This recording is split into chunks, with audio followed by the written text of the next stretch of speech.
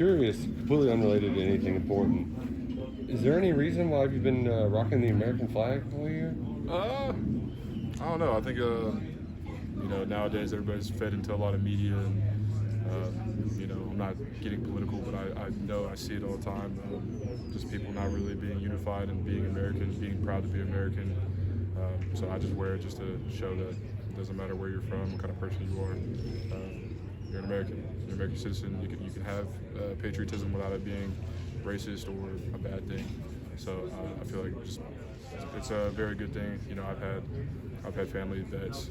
I've gone to the VA before COVID hit, and spent a lot of time with vets, and I take a lot of pride in what they've done for our country. And I feel like it's just a respectful thing to be patriotic and not have it twisted by media and bad words. Speaking of unified, how do you think the offensive line, have you all been playing as one as well as you'd like to this year? It's a new scheme, so it's very hard to be like 100% comfortable with it.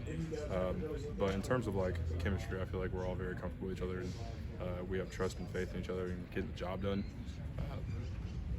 So we're just gonna keep going out there, trying to get better, trying to get kinks fixed. But I feel confident in us and doing what we do. Third SEC game in a row. It's pretty physical in there. Yeah. Y'all feeling the wear and tear at all? A little bit. I still feel a little sore, still some kinks. Neck's still a little stiff, but that was from Missouri. So, stuff kind of carries with you while you're going, and you just got to continue staying on top of it and continue getting treated up, especially going against SEC opponents. Dare's, he's playing his old team. Y'all giving him a hard time? Is he? A little bit of a hard time. Kind of like to talk a little smack about his old teammates too. Just kind of see his reaction, but he's having a good time. He's a good sport about it. Is he? Does he have any? I guess inside scoop might be a bad way to put it, but does he have any insight on some of their personnel that you might not get just from watching film? We talk smack to each other all the time.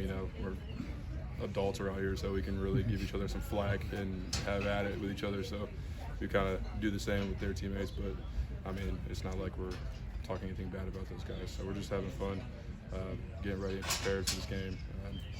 Ask any other college, go to any college in the country, they're probably saying the same thing about everybody else. So, right. It's not really giving us insight on people. It's just really talking crap. When you decided to come back, is this the kind of season that you had hoped for and envisioned that you guys could have at least through this point? So far, yes. Season's not over. We still got a long way to go. Still got feels like a lot of games left. But so far so good. I feel pretty confident. I feel like I'm having a decent season personally, and I feel like the team's having a great season, even though it's a brand new system and we're just getting started. We're just getting comfortable with it. We're just starting to get to a place where we all start to really understand what everybody's assignment's supposed to be and what we need to do. Mm-hmm. So, I feel confident. I feel like coming back has been a great decision. Yeah, when you first got here, when they said, all right, by the time you leave, you're going to be playing LSU and you're going to be the favored team in the matchup.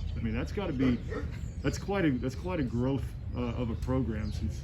Well, I didn't know we were the favorite, so that's news to me because we've always been the underdogs ever since I've been here, and I've always liked it that way. I still look at every game that way.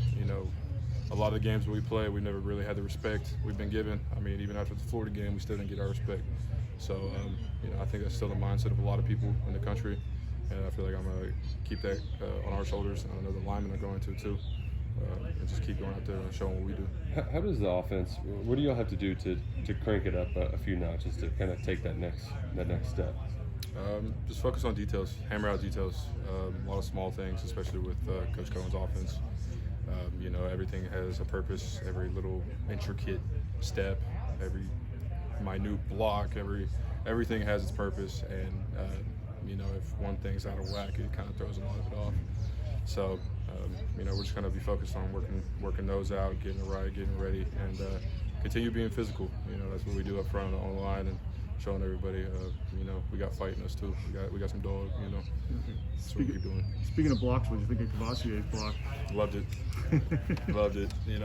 At that point, I was really tempted to throw him some knee braces. And let him come with the O-line for a little bit, but.